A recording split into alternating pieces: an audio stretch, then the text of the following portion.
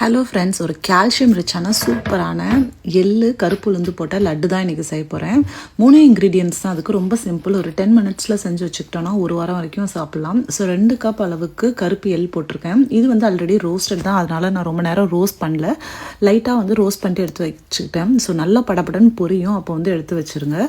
இது கூட வந்து 1 கப் அளவுக்கு கருப்பு உளுந்து ஆட் பண்ணியிருக்கேன். ஸோ அதையும் போட்டு ஒரு 7 to 8 மினிட்ஸ் நல்லா லோ ஃப்ளேமில் வச்சு வாசனை அளவுக்கு நல்லா வதக்கணும்.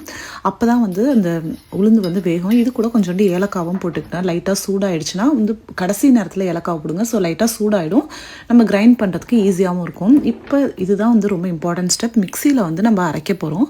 இப்போ வந்து இது கூட இந்த 2 கப் அளவுக்கு எடுத்துக்கிட்ட வறுத்த எள்ளு, அதுக்கப்புறம் இந்த உளுந்து, இது கூட வந்து 1 கப் அளவுக்கு பவுடர்ட் பாம் சுகர் யூஸ் பண்ணியிருக்கேன்.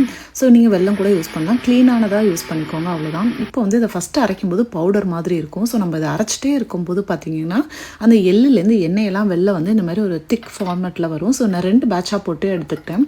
இப்போ ஒரு 3 ஸ்பூன் அளவுக்கு நெய் போட்டு, நெய் சூடானதுக்கப்புறம் டக்குன்னு ஆஃப் பண்ணிவிடுங்க அடுப்பை. இப்போ இந்த பவுடரை வந்து இது கூட போட்டு நல்லா மிக்ஸ் பண்ணிவிடுங்க. ஸோ இப்போ வந்து லைட்டாக சூடாக இருக்கும்போது அப்படியே லட்டு மாதிரி பிடிச்சிங்க அப்படின்னா சூப்பரான லட்டு ரெடி. இதில் நிறைய கால்சியம் சத்து, ரொம்ப ஹெல்த்தி. ஒரு நாளைக்கு ஒரு லட்டு சாப்பிட்டாவே போதும், ஏன்னா வேறு எந்த இன்க்ரீடியன்ஸுமே இல்லை.